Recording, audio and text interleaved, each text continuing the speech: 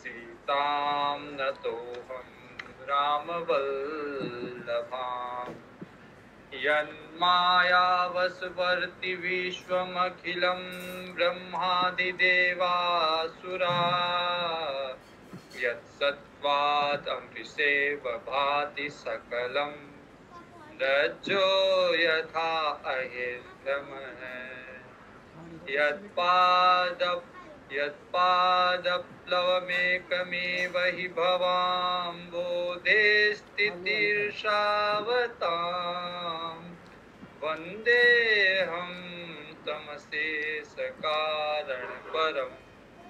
रामाख्यमीशं हरिम्। श्री रामचरितमानस के अयोध्या कांड में प्रवेश करने के पूर्व एक चीज मैं आपको निवेदित कर दूं कि रामचरितमानस में भगवान राम, सीता जी और लक्ष्मण जी, इन तीनों का जो स्वरूप है आगे आएगा।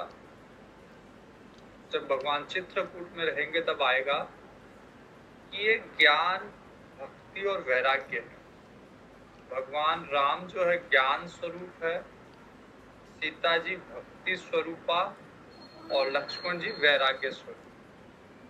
तो जहां जहां भी जैसे ऋषियों के आश्रम में भगवान जाएंगे तो सारे ऋषि एक ही वरदान मांगते और कोई वरदान नहीं मांगते कि आप अनुज, प्रभु आप अनुज और माँ जानकी के सहित हमारे हृदय में रहो, अर्थात ज्ञान, भक्ति, वैराग्य हमारे हृदय में बनी रहे।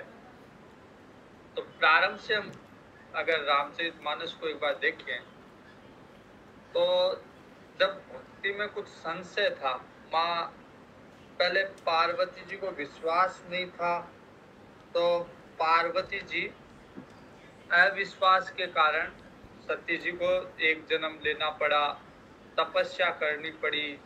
तपस्या करके जब सारे संशय दूर हुए और फिर भगवान शिव के द्वारा ज्ञान प्राप्त हुआ, तब पार्वती जी अधिकारी हुई राम कथा सुनने की। तब पार्वती जी कहती है वहां पे कि प्रभु अब मेरे सारे संशय दूर हो गए, अब कथा में विशेष रुचि है, इसलिए अब मेरे को राम कथा कहिए। तो जब राम कथा भगवान कह रहे थे उसके पहले 3 कहानियों के माध्यम से काम, क्रोध और लोभ इनको हटाया गया। राम कथा के पहले काम, क्रोध, लोभ का हटना जरूरी है।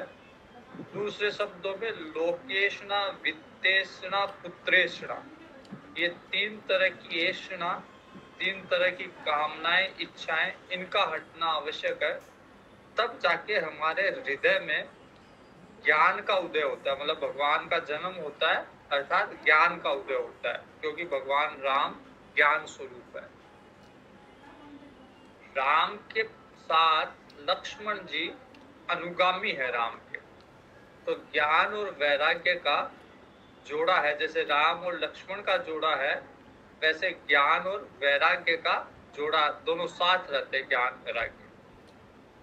अब ज्ञान वैराग्य के साथ भक्ति, जब सीता जी का विवाह हुआ तब भक्ति का संयोग हुआ ज्ञान और वैराग्य के साथ। तो ज्ञान, भक्ति, वैराग्य जब तीनों पास आएंगे, तीनों का सहयोग होगा, तो तीनों को राजभवन की या सुख भोग की आवश्यकता नहीं होगी। जहां जाएंगे वहां वो आनंद से रहेंगे। तो जब ज्ञान, भक्ति, वैराग्य से संपन्न व्यक्ति ज्यादा भोगों में उलझता नहीं है, बल्कि वो वन की तरफ या एकांत की तरफ चलता है या भगवान की तरफ चलता है। अब ज्ञान है, भक्ति है, वैराग्य है, लेकिन आगे जब वन में जाएंगे तो भक्ति बिछुड़ जाएगी, फिर ज्ञान और वैराग्य रह जाएंगे। लेकिन राम राज्य की स्थापना तब होगी जब ज्ञान, भक्ति, वैराग्य वापिस मिलेंगे। तो एक इस दृष्टि से थोड़ा सा कथा के हिसाब से कथा चलेगी, लेकिन ज्ञान भक्ति वैराग्य के हिसाब से देखिएगा। और हनुमान जी जो नीचे बैठे रहते हैं वो है सेवा। संत स्वरूप है हनुमान जी, लेकिन सेवा का प्रतिनिधित्व कर रहे हैं। तो ज्ञान भक्ति वैराग्य सेवा ये सारी चीजें राम राज्य में होगी। अभी कथा जो है, भगवान राम को वनवास दे दिया गया। राम जी को कैकेयी जी ने ये बता दिया कि आपको वनवास, मैंने 2 वरदान मांग लिए जिसमें आपको एक दूसरा वरदान, पहला वरदान भरत को राज्य, दूसरा वरदान 14 वर्ष तक आप विशेष उदासी रूप में दंडकारण्य वन में रहोगे।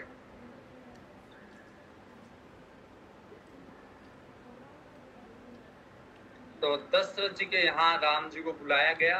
कैकेयी जी के महल में दशरथ जी भी थे, वहां राम जी को बुलाया गया। राम जी आए। राम जी अपने पिता की स्थिति देख के बड़े विकल है। विधि तो राम जी काफी प्रयास करते और कहते ये तो कोई बहुत छोटी सी बात है, इसमें तो हर तरह से मेरी भलाई है। मुनियों से, ऋषि मुनियों से मिलना होगा, भरत जैसे भाई राज्य को प्राप्त करेंगे, और इसमें पिता के वचन है, माँ की सम्मति है, तो सब तरह से मेरे को तो मेरी भलाई है। इसमें मेरे को बड़ा उत्साह है, इस वचन को मैं पूरा करूं। और सचिव सुमंत्र जी दशरथ जी को थोड़ा सा बिठाते हैं, और दशरथ जी राम जी गए हैं माता के पास, कौशल्या जी के पास, और दशरथ जी पीछे से प्रार्थना कर रहे हैं भगवान शिव से।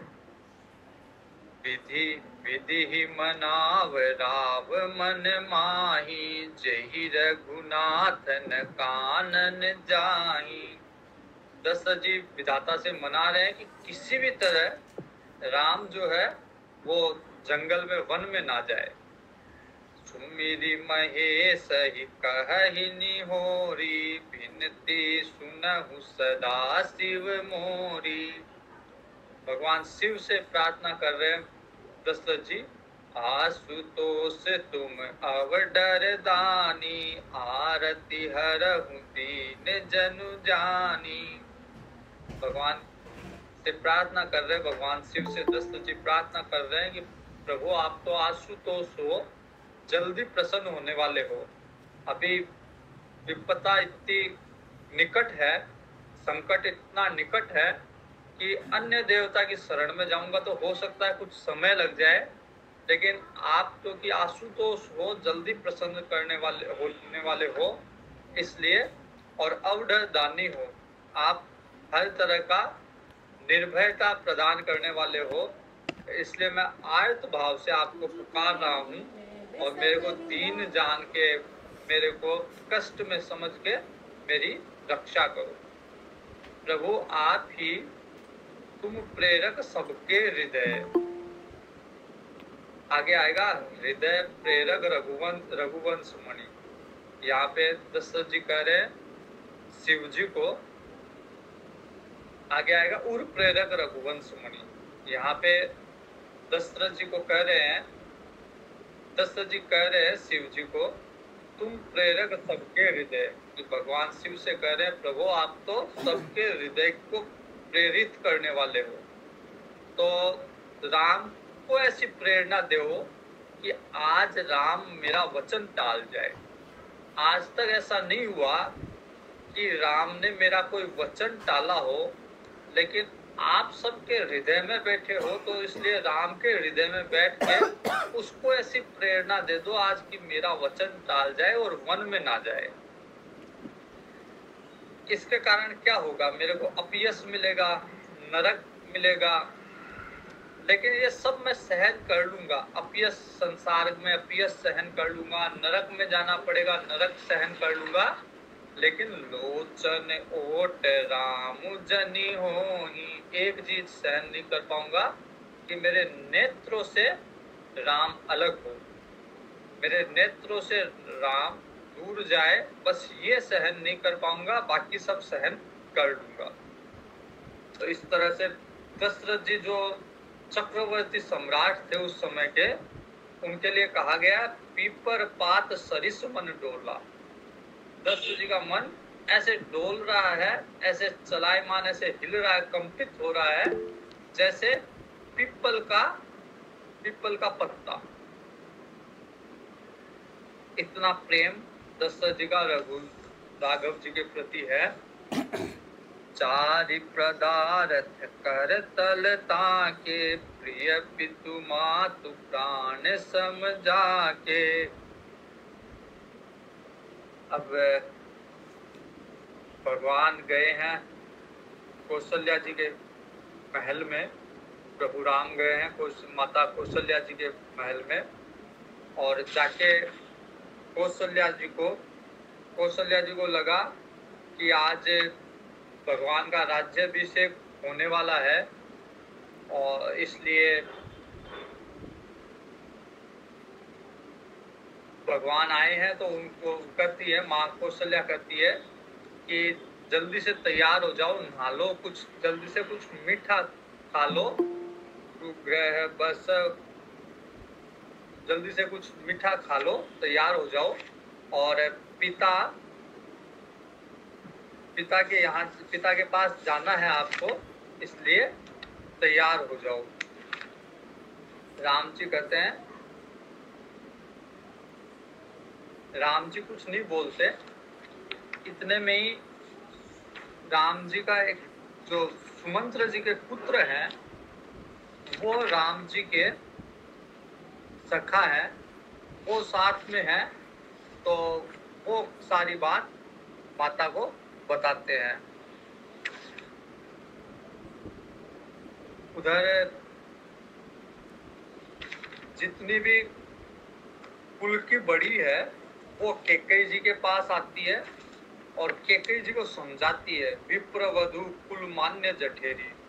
जो ब्राह्मणों की स्त्रियां हैं, जो कुल में वृद्ध है स्त्रियां, वो सब आके और कैकेयी जी को समझाती है कि क्या कर रही है। भरतु न मोहि प्रिय राम समाना, सदा कहु यह सब जग जाना। हमेशा तो तू कहती थी कि मेरे को भरत से प्रिय राम है, सारी दुनिया जानती है, लेकिन आज क्या अपराध कर दिया राम ने जो आज वन में जाने के लिए राम को कह रही हो। भरत को युवराज बनाओ, इसमें कोई दिक्कत नहीं है, लेकिन कानन का है राम कर काजू। राम वन में क्या करेंगे ये हमारे समझ में नहीं आता। हम जानते हैं कि राम भी राज्य के भूखे नहीं है। धर्म धुरीन विषय रस सुरूखे, विषयों में राम की कोई रुचि नहीं है, धर्म को जानने वाले हैं। इसलिए अगर आपको ये लगता हो कि महल में अगर राम रहेंगे तो भरत राज्य अच्छे से नहीं कर पाएंगे, तो एक काम कीजिए, राम को हमारे यहाँ भेज दीजिए। ग्रह बसहु राम तजि गेहु, महलों में नहीं रहेंगे, गुरु के यहाँ रहेंगे, गुरु के घर में राम रहेंगे और भरत आराम से राज्य करेगा। इसलिए ये वरदान मांग लो, राम को वन में जाने की बजाय ये वरदान मांग लो कि राम गुरु के घर में रहे। तरह तरह से समझाती है, लेकिन कैकेयी जी कोई असर नहीं हो रहा। राम सरिस सुत कानन जोगु, का कही ही सुनि तुम कहूँ लोगु। राम जैसे पुत्र को जंगल में भेज रहे हो, लोग क्या कहेंगे। लेकिन कपट गुरु की पढ़ाई हुई, मंथरा की पढ़ाई हुई कैकेयी जी कुछ नहीं बोल रही, उनकी बात को कान में भी नहीं दे रही।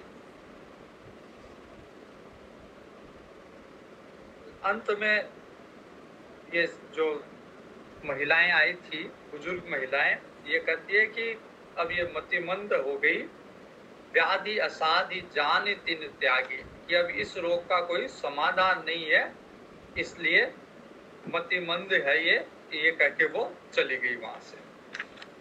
नगर में भी ये बात सबको पता चल गई कि क्या महलों में, महल के अंदर क्या षड्यंत्र चल रहा है, और नगर वाले भी सब केकई जी को गाली देने लग गए। मिलहि माज विधि बात बिगारी, जह तह देहि केकई गारी। सब मिलके केकई जी को गाली देते। कोई कहता भरत भी इसमें शामिल है, कोई कहता नहीं नहीं भरत अलग है, ये सिर्फ केकई जी का ही कुछ षड्यंत्र है। तो इस तरह से पूरे नगर में ये सूचना व्याप्त हो गई, और नगर वाले भी कहते हैं कि विधाता क्या सुनाने वाला था, कल राम का राज्य अभिषेक था और आज क्या दिखा दिया। उधर जब राम जी आए कौशल्या जी के महल में, तो राम जी ने बता दिया, सुमंत्र जी के पुत्र ने बता दिया सारी घटनाक्रम। तो कौशल्या जी अब दुविधा में कि क्या कहे राम को, वन में जाने के लिए कहे या ये कहे कि पिता के शब्दों को ना माने। धर्म धुरी न धर्म गति जानी, कहे मात सन अति मृदु बानी। राम जी कहते हैं पिता दीन मोहि कानन राजू, कि पिता ने तो आज मेरे को जंगल का राज्य दिया है। जह सब भांति मोर बड़ काजू, वहां पे हर तरह से पिता ने जो जंगल का राज्य दिया है दशरथ जी ने, वहां हर तरह से मेरा भला होने वाला है। और ज्यादा समय की बात नहीं है, 14 वर्ष की बात है। 14 वर्ष में पिता के वचनों को पूरा करके जल्दी आपके पास आ जाऊंगा, और जल्दी आपके यहाँ आऊंगा, फिर वैसे ही हम रहेंगे जैसे पूर्व में रहते आए हैं। राजू तेन कहूँ शुभ दिन सादा, कहे जान बन के ही अपराधा। कौशल्या जी को समझ में नहीं आ रहा कि क्या अपराध हो गया राम जी से, कि दशरथ जी कल तक तो कह रहे थे राज्याभिषेक करूंगा, आज वन में जाने को कह रहे हैं। अब कौशल्या जी को समझ में नहीं आ रहा कि कब करूं क्या। राख ही न सकही न कह सकी जाओ, न रख सकती है न ये कह सकती है कि जाओ वन में जाओ, दोनों भांति दुख है। धर्म स्नेह उभय मति घेरी, एक तरफ धर्म है, अगर ये कहे कि पिता के वचनों का उल्लंघन कर दो तो धर्म का उल्लंघन होता है। तो एक तरफ तो धर्म और एक तरफ स्नेह है। धर्म स्नेह के बीच में कौशल्या जी फंसी हुई है। बहुरी समुचितीय धर्म सयानी। अब कौशल्या जी को लगता है कि अगर मैं कुछ विपरीत बात कहूंगी तो राम के हृदय में द्वेष उत्पन्न होगा, अपने भाई भरत के प्रति द्वेष उत्पन्न होगा, पिता की अवहेलना का दोष उत्पन्न होगा। इसलिए माता कहती है कि पितु आयुष सब धर्म टीका, पिता की आज्ञा ही सारे धर्मों का सार है। अगर पिता, मेरे को तो सिर्फ एक चीज की चिंता हो रही है कि तुम्हारे न रहने पे तुम बिनु भरत ही भूपति ही प्रज ही प्रचंड कलेश। तुम अगर अयोध्या में नहीं रहोगे तो तुम्हारे बिना राजा दशरथ जी, भरत और प्रजा, इन सबको प्रचंड कलेश होगा। तो यदि केवल पिता की आज्ञा होती, केवल पितु आयसु ताता, तो जनि जाहु जानी बड़ी माता। अगर केवल पिता के शब्द होते, पिता की आज्ञा होती, तो मैं माँ हूँ, पिता से बढ़कर पद है मेरा, मैं मना कर देती कि पिता की आज्ञा का अवहेलना कर जा। लेकिन पिता के साथ साथ केकई भी माँ है, केकई ने भी कहा है, तो अब पिता और माँ दोनों की आज्ञा हो गई। इसलिए कानन सत अवध समाना।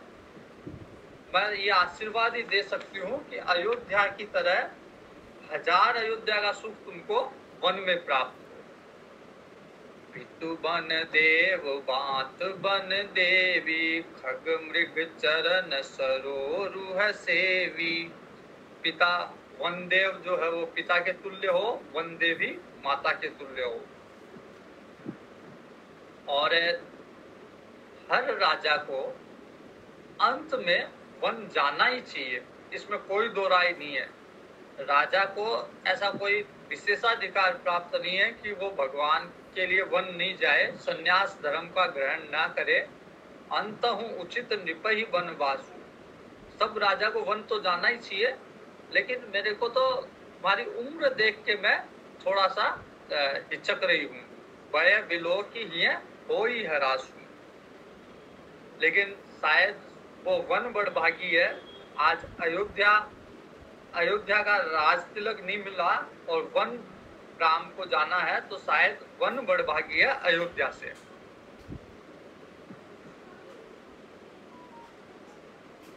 और राम जी लिखती है माँ अयोध्या, माँ कौशल्या, प्राण प्राण के जीवन जी के, कि राम तुम तो सबके प्राणों के भी प्राण हो, जीवन के भी जीवन हो।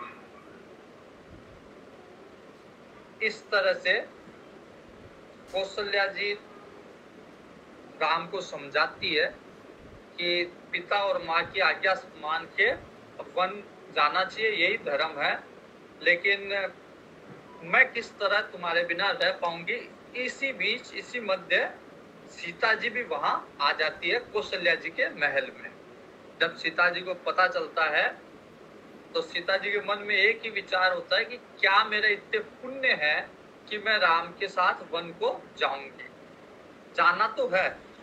सीता जी अब सोच रही है कि राम के बिना मैं रह तो नहीं पाऊंगी, जाना तो है, लेकिन अब कौन जाएगा इसका पता नहीं। कि तनु प्राण की केवल प्राणा। या तो राम जी मेरे को साथ लेके चलेंगे तो मेरे प्राण और मेरा तन दोनों राम जी के साथ जाएंगे, या केवल राम जी अगर चले गए मेरे को छोड़ के तो केवल मेरे प्राण जाएंगे। तन तो यहीं रह जाएगा, शरीर यहीं रह जाएगा, लेकिन प्राण तो जाएंगे। कि अब की तनु प्राण की केवल प्राणा। अब विधि का कर्तव्य कोई नहीं, किसी को नहीं पता क्या होने वाला है। जैसे ही सीता जी को देखा, कौशल्या जी कहते हैं कि बड़ी सुकुमारी है ये। और पिता इनके जनक जी जैसे पिता, ससुर भी यहाँ पे दशरथ जी जैसे ससुर मिले, और राम जी जैसे पति मिले। ये अब वन में कैसे रह पाएगी सीता जी। और मैंने ऐसे रखा है सीता जी को जैसे नैनों के अंदर पलक नैनों को रखती है। तो ऐसे मैंने सीता जी को या तो अपनी गोद में रखा या मैंने झूले में रखा। कभी सीता जी को मैंने नीचे पैर नहीं रखने दिया जमीन पे, इतना ध्यान रखा सीता जी का। कभी मैंने सीता जी को ये नहीं कहा कि दीपक की बत्ती बुझा दो, इतना कार्य भी मैंने सीता जी से नहीं करवाया। सोई सीए चलन चहती बन साथा। अब वो सीता वन में जाने के लिए तैयार हो रही है। कैसे वन में रह पाएगी। वन में शेर है, वन में बड़े बड़े राक्षस है, दुष्ट जंतु है वन में। और सीता जी तो इतनी डरपोक स्वभाव की है कि अगर चित्र में भी बंदर देख लेती है तो सीता जी डर जाती है। कई लोग होते हैं जो जैसे नकली सांप से भी डर जाते हैं। तो सीता जी चित्र में भी अगर बंदर की फोटो भी देख लेती थी तो सीता जी को भय लगता था। तो कौशल्या जी चिंता व्यक्त करती कि सीता जी वन में कैसे रह पाएगी। वन में या तो जो वनवासियों की महिलाएं हैं वह रह पाती है, या ऋषियों की, क्योंकि ऋषि मुनि की महिलाएं भी के तापस्तीय कानन जो, उनको भी भोग से कोई मतलब नहीं होता, वो वन के लिए उपयुक्त है। लेकिन सीता जी वन में नहीं रह पाएगी। और यदि सीता जी घर में रहे, अयोध्या में रहे, तो मेरे को भी एक सहारा रहेगा। इसलिए मैं कहती हूँ सीता जी को यहीं रहना चाहिए, वन नहीं जाना चाहिए। और बहुत सारे वन के गुण और दोष सीता जी को बताए माँ कौशल्या ने। राम जी भी माता की कौशल्या जी की बात का समर्थन करते हुए कहते हैं कि यदि सीता जी मेरा और आपका भला चाहती हो तो आप घर में ही रहो। आप वन मोर जो चहु बचन हमारे मानिग्रह रहु। और यहाँ पे सास ससुर की सेवा करो। सास ससुर की सेवा से बढ़कर अभी आपके लिए कोई धर्म नहीं है। एहि ते अधिक धर्म नहीं दूजा, सादर सास ससुर पद पूजा। और ये मत सोचना, मैं सत्य कहता हूँ, केवल माँ के लिए मैं रख रहा हूँ यहाँ पे, सुमुखी माँ तो हित राख हूँ तो ही। ऐसा नहीं है कि मैं ले जाना नहीं चाहता, लेकिन माँ की सेवा, मेरी माँ की सेवा के लिए मैं यहाँ रखना चाहता हूँ आपको।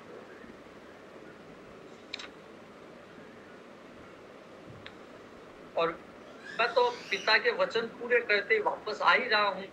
14 वर्ष पूरे होते ही मैं वापस आ रहा हूँ। पता ही नहीं चलेगा 14 वर्ष कब पूरे हो जाएंगे, जल्दी पूरे हो जाएंगे और मैं जल्दी वापस आ जाऊंगा। फिर वो राम जी भी वन में जितने तरह के दुख है, जितने तरह की समस्याएं हैं, जितने तरह के दोष है, सारे बताते हैं कि पैदल चलना पड़ेगा, पैरों में चप्पल भी नहीं होगी, सोने के लिए नीचे जमीन पे सोना पड़ेगा, कांटे होंगे रास्ते में, तरह तरह के नदी पहाड़ नाले, इनको अगम रास्ते होंगे, भालू बाघ व्रेक केहरी नाग ये सब जानवर होंगे, वल्कल वस्त्र कपड़े पहनने होंगे, कंद मूल फल भी प्रतिदिन मिलेंगे या नहीं मिलेंगे इसका पता नहीं, बहुत सारे राक्षस है, नरभक्षी राक्षस है। तो विपिन में इतने दुख है, जंगल में इतने दुख है जिनकी गणना भी नहीं की जा सकती। इसलिए आपका स्वभाव या आप इस लायक नहीं हो कि आप वन में रह सको, इसलिए आप यहाँ पे अयोध्या में ही रहो। तरुण आव विकल देहि तजन चहत सुचि स्वामी स्नेही।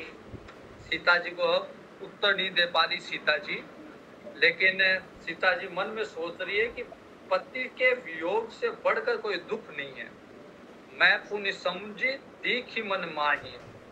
सीता जी कहती है कि मेरे को क्षमा करो, मैंने आपके कहे हुए सारी बातों पे विचार किया और मन में मैंने ये देखा, ये विचार करके देखा, प्रिय वियोग सब दुख दर्द है। पति के वियोग के समान दुख संसार में भी नहीं है। जितने भी रिश्ते हैं संसार में, मातु पिता भगनी प्रिय भाई, प्रिय परिवार सुहृद समुदाय, सास ससुर गुरु सज्जन सहाई, सुत सुंदर सुशील सुखदाई।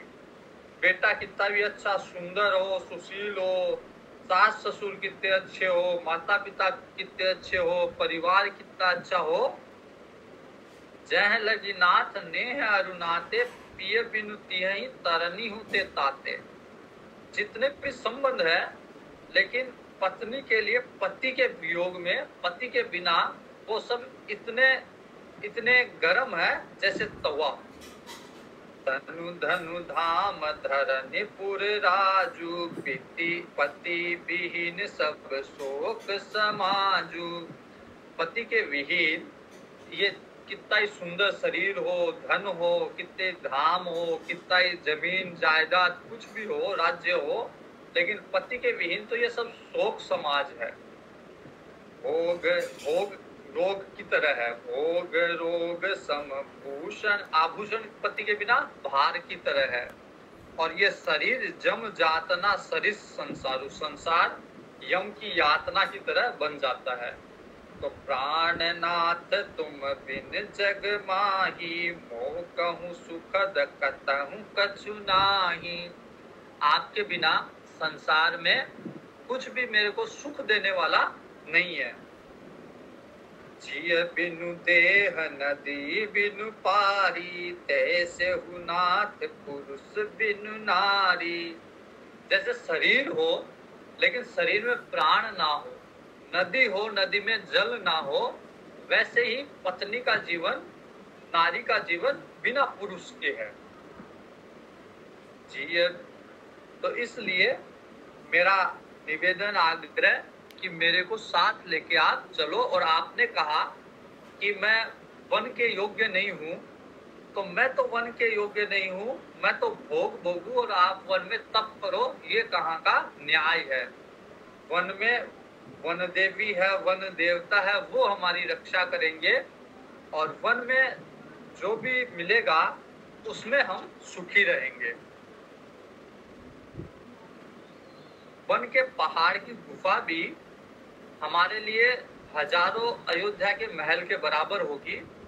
वन में कंदमूल फल खाएंगे, वो हमारे लिए अमृत होगा। छिनु छिनु प्रभु पद कमल बिलो की, रही हूँ मुदित दिवस जिमि को की। मैं तो आपके चरणों को देख के इतनी प्रसन्न रहूंगी वन में, जैसे दिन में कोकी। वन, आपने वन के सारे दुख बताए, भय बताया, विषाद बताया, परिताप बताए, ये सब सत्य है। लेकिन ये सारे के सारे भय, विषाद, परिताप, ये इतने नहीं है जितने कि आपका वियोग। प्रभु वियोग लवलेश समाना। आपके वियोग से जो दुख होने वाला है उसके सामने तो ये एक कण मात्र भी नहीं है। विनती बहुत करो। अब मैं ज्यादा क्या बोलूं, आप अंतर्यामी हो, मेरे मन की बात जानने वाले हो। तो अगर अवध में, अयोध्या में मेरे को छोड़ दिया तो केवल शरीर रह जाएगा, प्राण निकल जाएंगे मेरे। लाबू एक बार और मेरे को चिंता किस बात की है? वन में मेरे साथ मेरे पति है, तो फिर मेरे को वन में हर तरह से मेरी सुरक्षा मेरे पति अवश्य कर ही लेंगे। राम जी समझ गए कि अब जबरदस्ती अगर रख दूंगा सीता जी को, हटे राखे नहीं राख ही प्राण, मैं इसको यहाँ छोड़ दूंगा लेकिन ये प्राण नहीं रखेगी, ये प्राण त्याग देगी। तो राम जी कहते हैं ठीक है, अब सोच छोड़ो और अब साथ चलने की तैयारी करो, जल्दी हम लोग चलेंगे। बहुत सारी शिक्षाएं देती है कौशल्या जी, और इतने में ही आशीष भी देती है, आशीर्वाद भी देती है, शिक्षा भी देती है। इतने में लक्ष्मण जी को ये खबर पता चलता है। लक्ष्मण जी भी वहीं आ जाते हैं जहाँ पे राम जी, सीता जी, कौशल्या जी के महल में है। लक्ष्मण जी को भी यही चिंता कि मेरे को साथ लेके जाएंगे या यहीं छोड़ के ना चल जाए कहीं भगवान। अस जी जानी सुनहु सिख भाई। लक्ष्मण जी के आते ही राम जी कहते हैं देखो, अभी भरत जी, शत्रुघ्न जी अयोध्या में है नहीं, पिता हमारे वृद्ध हो गए और पिता को मेरे जाने का शोक भी है, इसलिए आप यहीं रहो। मातु पिता गुरु स्वामी सिख, सिर धरि करी है सुभाई। तो माता पिता गुरु सबकी आज्ञा का पालन करना, यहीं रहना। भवन भरत रिपुसूदनु नाही, राव वृद्ध मम दुख मन माही। तो कहते कि मैं वन को जा रहा हूँ, आप भी चलोगे साथ तो अयोध्या अनाथ हो जाएगी, इसलिए आप यहीं रहो। क्योंकि राजा का धर्म है कि प्रजा को दुखी नहीं छोड़ के जा सकता राजा, और इसलिए अगर कोई राजा प्रजा को दुखी या उसके हाल पे छोड़ के चला जाए तो उसको वो नरक का अधिकारी होता है। लक्ष्मण जी कहते हैं कि मैंने तो गुरु पिता माता किसी को माना ही नहीं, सब रिश्ते आपसे ही निभाए हैं। गुरु पितु मातु न जानहु काहू, कहूँ सुभाहु नाथ पतियाहू। तो जितने भी रिश्ते हैं मेरे लिए तो आप ही हो। मोरे सब ही एक तुम स्वामी, दीन बंधु उर अंतर जामी। आपने जितने भी उपदेश दिए हैं वो उपदेश किसके लिए है? धर्म नीति उपदेश हूँ ताही, धर्म के नीति के लिए उपदेश उसके लिए है जिसको कीर्ति भूति गति चाहिए। तो मेरे को न कीर्ति चाहिए, न गति चाहिए, न विभूति चाहिए, मेरे को कुछ नहीं चाहिए। मैं तो मन क्रम वचन से आपका दास हूँ। मन क्रम वचन चरण रत होई, कृपा सिंधु परि हरिय की सोई। राम जी समझ गए कि लक्ष्मण जी भी नहीं रहने वाले। अच्छा, राम जी का एक दूसरी तरह से भी राम जी ने सोचा होगा कि लक्ष्मण थोड़े से क्रोधी स्वभाव के हैं, तो यदि लक्ष्मण को यहाँ छोड़ दूंगा तो ये भरत को राज्य नहीं करने देंगे, क्योंकि इनके मन में ये बात, ये विचार रहेगा कि भरत की माँ ने, कैकेयी जी ने मेरे को वनवास दिया है, इसलिए लक्ष्मण जी को साथ ले चलूं तो ज्यादा ठीक है। तो राम जी ने ये विचार करते हुए, भरत के भाव समझते हुए कहा कि अच्छा ठीक है, अपनी माँ से आज्ञा लेके आ जाओ, मांग हो विदा मातु सन जाही, जल्दी से आ जाना। अब लक्ष्मण जी गए अपनी माँ के पास, सुमित्रा जी के पास लक्ष्मण जी गए। समुझ सुमित्रा राम सिय, रूप सुशील सुभाव, नृप सनेहु लखि धुनेहु सिर, पापी दीन कुदाव। सुमित्रा जी समझ गई, राम लक्ष्मण जी सीता जी का स्वभाव जानती थी। सुमित्रा जी समझ गई कि जरूर उस कैकेयी ने कुछ उचाल कली की है। सुमित्रा जी कहती है लक्ष्मण जी को कि समय है, इसलिए धीरज से काम लो। तात तुम्हारी मातु देही, पिता राम सब भांति सनेही। तुम्हारी तो माँ मैं थोड़ी नहीं हूँ, तुम्हारी तो माँ वैदेही है और राम तुम्हारे पिता तुल्य है। तो अयोध्या तुम्हारे लिए तो वही अयोध्या है जहाँ राम रहे। तो अगर राम वन में है तो वही वन तुम्हारे लिए अयोध्या है, क्योंकि जहाँ पे सूर्य है वहीं पे दिन है। तो जहाँ राम है वही अयोध्या है। तो अगर राम जी और सीता जी वन में जा रहे हैं तो अवध तुम्हारे काज कछु नाई, अयोध्या में क्या कार्य है, फिर कोई काम नहीं है। राम प्राण प्रिय जीवन जी के, स्वार्थ रहित सखा सब ही। राम तो सबके प्राणों का प्राण है, तो इसलिए पुत्रवती जुवती जग सोही, रघुपति भगत जासु सुत होई। संसार में वही पुत्रवती है जिसका पुत्र राम जी का सेवक हो। रघुपति भगत, जिसका पुत्र राम जी का भक्त हो, वही संसार में पुत्रवती है। अन्यथा जिसका पुत्र राम जी का भक्त ना हो वो तो बांझ भले, न तरु बांझ भली बादी बियानी। राम विमुख सुत ते हित जानी। इस तरह से सुमित्रा जी लक्ष्मण जी को समझाती है कि सब पुण्य का फल यही है, राम सिय पद सहज सनेहु। सारे पुण्य कर लो, उसका फल यही है कि भगवान राम जी और सीता जी के हृदय में के चरणों में सहज स्नेह हो। इसलिए सारे विकार छोड़ के आदमी को राग द्वेष ईर्षा मधु मोह, जनि सपने इनके बस हो। राग द्वेष ईर्षा मद मोह सपने में भी इनके बस में नहीं होना। ये सारे विकारों को छोड़ के मन क्रम वचन करेउ सेवकाई, मन से वचन से कर्म से भगवान की सेवकाई करना, ये सारी शिक्षा सुमित्रा जी देती है लक्ष्मण जी को और कहती है कि मेरे लिए मेरी तरफ से उपदेश बस यही है उपदेशु यहु जेहि तात तुम रे राम सिय सुख पावही। यही उपदेश है कि वही करो जिससे भगवान राम और सीता जी को सुख मिले। पितु मातु प्रिय परिवार पुर सुख सूरति बन बिसरावही। वन में राम जी और सीता जी को माता पिता अयोध्या की याद ना आए, इतनी सेवा करना वन में।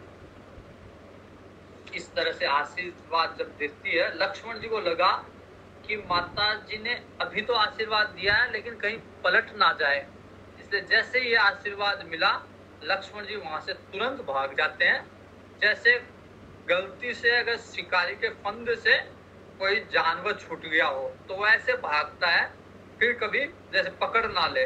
तो लक्ष्मण जी को भी लग रहा है कि माता पलट ना जाए, मेरे को रख ना ले, इसलिए लक्ष्मण जी भी वहां से भागते हैं।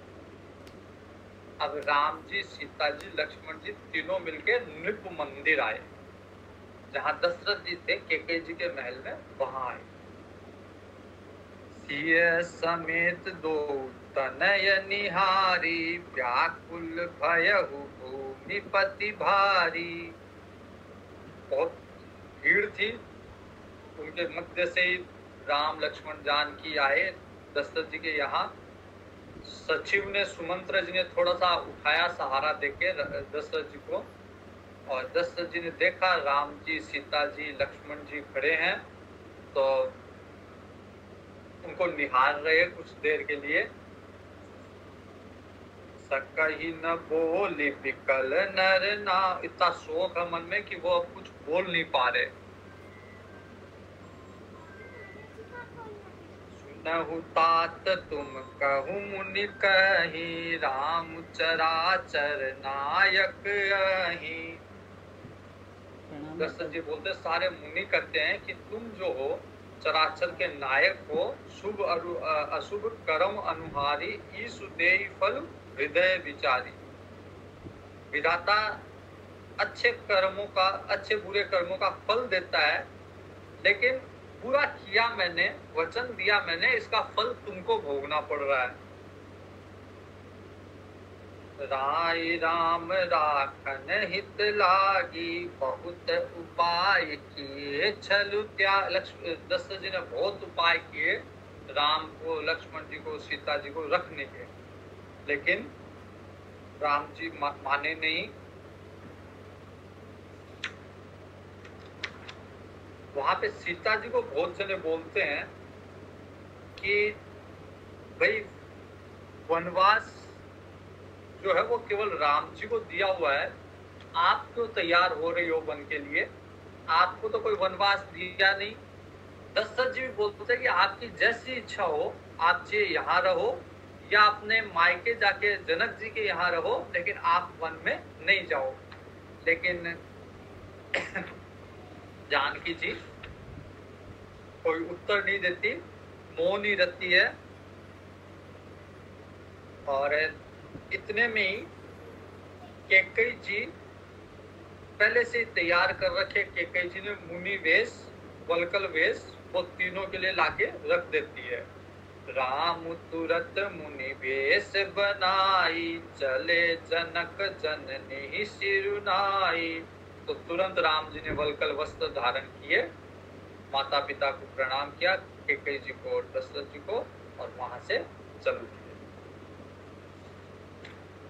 राम चले बन प्राण न जाही, केहि सुख लागी रहत तन माही। दशरथ जी सोच रहे हैं कि अब राम जा रहे हैं लेकिन मेरे प्राण नहीं जा रहे, अब क्या सुख बच गया जिसको भोगने के लिए मेरे प्राण बचे हुए हैं। जैसे ही राम लक्ष्मण जी चले, सुमंत्र को बुला के दशरथ जी कहते हैं कि भाई तुम रथ लेके इनके पीछे पीछे जाना, और समय पाके, अवसर पाके, जब वन में थोड़ा से 4 दिन वन घुमा लाओ, वन में जब ये डरने लगे तो इनको वापस लौटा लाना। और अगर राम लक्ष्मण ना आए, मैं जानता हूँ स्वभाव राम लक्ष्मण का, वह ना आना चाहे तो कम से कम जानकी को तो वापस लाना। अगर जानकी रहेगी तो मेरा जीवन रह जाएगा। जब सिय कानन देख डेराई, कहे मोरी सिद्ध अवसर पाई। जब सीता जी डरने लगे वन में, तो अवसर पाके मेरा ये आग्रह सीता जी को कहना। अगर नहीं आई, सीता जी भी नहीं आई, तो फिर मेरे प्राण नहीं रह पाएंगे। इतने में दशरथ जी को फिर मूर्छा आ गई, और जैसे ही बाहर निकले, वशिष्ठ जी द्वार पे खड़े थे। वशिष्ठ जी को राम जी ने अयोध्या कहा कि आप अयोध्या का ध्यान रखना, सारे सेवकों का ध्यान रखना, और सेवकों को कहा आप गुरु का ध्यान रखना, माता पिता का ध्यान रखना। इतना करके अवध को अनाथ करते हुए राम जी वन में जा रहे हैं। बाहर निकल के अयोध्या को प्रणाम किया, और घोर जंतु समपुर नर नारी, डर पही एक निहारी। जैसे ही राम जी निकले, अयोध्या इतनी डरावनी हो गई, लोग आपस में एक दूसरे को देख के डरने लग गए, और अयोध्यावासी भी राम जी के पीछे पीछे चल दिए। इतना स्नेह था अयोध्यावासियों में कि अयोध्यावासी भी बिना राम के नहीं रहे, और अयोध्यावासी भी राम जी के पीछे पीछे चल रहे हैं। राम चरण पंकज प्रिय जी नहीं, विषय भोग बस करहि किति नहीं। जिनका मन भगवान के चरणों में लगा हुआ है, उनको कोई विषय भोग क्या रोक सकते हैं? तो अयोध्या वासियों को भी कोई विषय भोग रोक नहीं पाया, और वो भी राम जी के पीछे पीछे चल गए। और बालक वृद्ध बिहाई गृह, लगे लोग सब साथ। बच्चे और वृद्ध को छोड़ के सारे लोग साथ हो गए राम जी के। तमसा तीर निवासु किए, प्रथम दिवस रघुनाथ। पहले दिन भगवान ने तमसा नदी के किनारे पे वास किया। अब भगवान ने देखा कि प्रजा मेरे लिए दुखी हो रही है, कष्ट सहन कर रही है, और प्रजा अब मेरे साथ वन में जाएगी तो और दुखी होगी। और सुमंत्र जी पीछे पीछे आ ही रहे थे। सुमंत्र जी ने राम लक्ष्मण जी सीता जी को रथ में बिठा लिया था, और तमसा तीर पे उन्होंने डेरा डाला। लेकिन राम जी के मन में ये भाव है कि प्रजा मेरे लिए दुखी नहीं होनी चाहिए, प्रजा को वापस लौट जाना चाहिए। तो रात में जब सब सो रहे थे, मध्य रात में सुमंत्र जी को जगाया गया, और कहा गया कि सुमंत्र जी, अभी हम प्रस्थान करते हैं यहाँ से, और आप रथ को इस तरह से चलाना ताकि रथ के कोई चिन्ह ना रह जाए। रथ के सारे चिन्ह मिटाते हुए और हम लोग यहाँ से प्रस्थान करेंगे, ताकि प्रजा हमारा पीछा ना कर पाए। खोज मारी रथ हाँ कहूँ ताता, आन उपाय बनी ही नहीं बात। और कोई उपाय नहीं है, खोज मिटाते हुए रथ को आप अभी चला के ले चलिए। जैसे ही भगवान गए और प्रजा जागी, लोग जागे, तो बिना भगवान के ऐसे वो लोग विकल हो गए जैसे कोई किसी व्यापारी का जहाज डूब गया हो नदी के अंदर। भय हूँ विकल बड़ बनिक समाजू, एक ही एक देहि उपदेशु, तजे राम हम जान कलेशु। तो एक दूसरे को उपदेश कर रहे हैं कि राम के लिए तो हम कलेश थे, इसलिए राम हमको छोड़ के चले गए। लेकिन अब ये इतना वियोग कैसे सहन होगा? नींद ही आप सराह ही मीना, दिग जीवन रघुवीर विहीना। अपनी निंदा कर रहे हैं और मछली की प्रशंसा कर रहे हैं कि हमसे बढ़िया तो मछली है, कम से कम पानी से निकालते मृत्यु को तो प्राप्त होती है, प्राण तो त्यागती है, हमारे तो प्राण भी नहीं जा रहे बिना राम जी के। इस तरह से प्रलाप करते हुए अयोध्या लौट आए और केवल अवधि की आस में कि 14 वर्ष के बाद राम आएंगे, तो राम आएंगे इस उम्मीद में, इस आशा में अपने प्राणों को रख रहे हैं अयोध्यावासी। भगवान दूसरे दिन सिंहबेरपुर गए और वहां पे गंगा जी के पास में उतरे, गंगा जी को दंडवत प्रणाम किया। गंग सकल मुद मंगल मूला, सब सुख कर निहरनि सब सूला। गंगा जी सब सुख को देने वाली और सब कष्टों को हरने वाली है। तो आज भी बहुत सारे व्यक्ति बहुत अपने पाप के नष्ट करने के लिए तो गंगा जी आती ही है। बाकी बहुत सारे व्यक्तियों की अंतिम इच्छा होती है कि हम गंगा जी के तट पे प्राण त्यागे, और बहुत सारे लोग, बहुत सारे साधु अंत समय में गंगा जी के तट पे आ जाते हैं। कही कही कोटिक कथा प्रसंगा, राम बिलो कही गंग तरंगा। तो अनेक कथा करते हुए राम जी गंगा जी की लहरों को निहार रहे हैं, और पूरा इतिहास बताया कैसे गंगा जी धरती पे आए, भागीरथ जी ने क्या तपस्या की, सब कुछ बताते हुए सारी इस देव नदी की सारी महिमा बताई अनुज को, लक्ष्मण को, सीता जी को। फिर स्नान किया, स्नान करके सारा श्रम उनका जितने भी थकान थी वो चली गई। शुद्ध सच्चिदानंदमय कंद भानुकुल केतु, चरित करत नर अनुहरत संस्कृति सागर सेतु। यद्यपि भगवान शुद्ध सच्चिदानंद है, लेकिन मनुष्य के रूप में अगर लीला कर रहे हैं तो एकदम वैसी लीला कर रहे हैं जैसा सामान्य मनुष्य कर रहा हो। इसलिए भगवान को कोई श्रम नहीं होता, लेकिन गंगा जी को महत्व देने के लिए भगवान जी स्नान कर रहे हैं, मज्जन कर रहे हैं, और भगवान कह रहे हैं कि आज मैं जो रास्ते के श्रम से मैं उड़ीन हुआ, रास्ते का जो श्रम था वो जाता रहा गंगा जी में स्नान करने के कारण। वहां निषाद राज को पता चला प्रभु आए हुए हैं। यह सुधि गृह तू है निषाद जब पाई, मुदित लिए प्रिय बंधु को। निषाद राज सारे अपने बंधुओं को बुला के और तरह तरह की भेंट, तरह तरह के उपहार लेके आता है। दंडवत प्रणाम को भगवान को करते हैं और निषाद राज कहता है, देवधर निधनु धाम तुम्हारा, मैं जनु नीच सहित परिवारा। प्रभु ये आपका, मेरा जो भी, मेरी जमीन, मेरा धन, मेरा महल, ये सब आपका ही है, और मैं तो आपका एक सेवक हूँ। इसलिए कृपा करिए और मेरे घर में आप चलिए। भगवान भी मना नहीं करते, भगवान कहते हैं कि सत्य कह रहे हो, कि क्योंकि तू मेरा मित्र है, इसलिए तेरा घर मेरा घर, इसमें कोई दो राय नहीं है। लेकिन वो ही दीन पितु आय सुहाना, मेरे को पिता ने दूसरा आशीर्वाद, दूसरी आज्ञा दी है। मैं 14 वर्ष तक मुनि के भेष में रहूंगा और वैसा ही आहार करूंगा, वैसे ही नियमों का पालन करूंगा।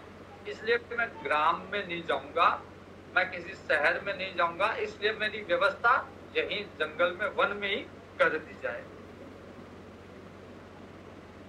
एक कहीं भल भूपति की ना, लोयन लाहु हमहि। उनमें से एक कहता है कि अच्छा किया कि राजा ने इनको ऐसा आज्ञा दी है वन में आने की, कम से कम हमको दर्शन का तो लाभ हुआ, अन्यथा हम वनवासी लोग हैं, हमको कहाँ इनके दर्शन सुलभ होते हैं। भगवान संध्या वंदन करने के लिए एक रहने का स्थान बना दिया गया पत्तों से, वहां भगवान रुके और भगवान संध्या वंदन के लिए गए। और राज ने, निषाद राज ने भगवान के सोने के लिए एक साथ ली, एक चटाई, एक पत्तों की चटाई बना दी, और वहां भगवान अब विश्राम कर रहे हैं माता जानकी के साथ।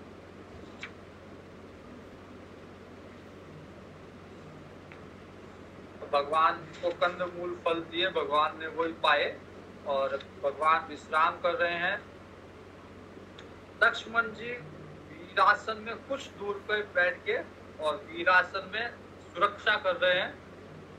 निषाद राज ने कुछ सुरक्षा प्रहरी बुला के चारों तरफ लगा दिए भगवान की सुरक्षा के लिए।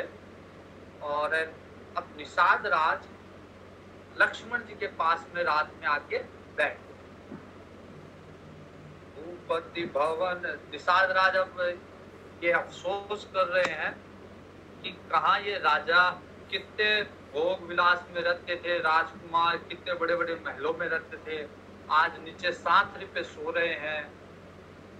सुचि विविध बसन उपधान तुराई, क्षीर पेन मृदु विशद सुहाई। तो आज वो सब छोड़ के, सारे ऐसो आराम छोड़ के वन में नीचे भगवान को सोना पड़ रहा है। जोग वहीं जिनहि प्राण की नाही, मही सोवत तेहि राम गोसाई। जिनके पिता जनक जी जैसे हो, ससुर जिनके इंद्र का भी मित्र हो ससुर, वो दशरथ जी की बहू आज नीचे सोई हुई है। रघुबीर की कानन जोगु, करम प्रधान सत्य कह लोगु। भगवान राम और सीता जी क्या वन लायक है, ये अफसोस कर रहा है निषाद राज। और केकई को भला बुरा कह रहा है। केकई नंदनी मंदमती, कठिन कुटिल पनु कीने। जय रघुनंदन जानकी, अवसर दुख दीन। कह रहा है कि केकई मंदमती है, कठिन है, कुटिल है, जिन्होंने सुख के अवसर पे जानकी जी को ये दुख दिखाए। भई दिन कर कुल बिटप कुठारी, कुमति कीन सब विश्व दुखारी। उस कुमति ने पूरे विश्व को दुखी कर दिया। वो सूर्य वंश को काटने की कुल्हाड़ी बन गई।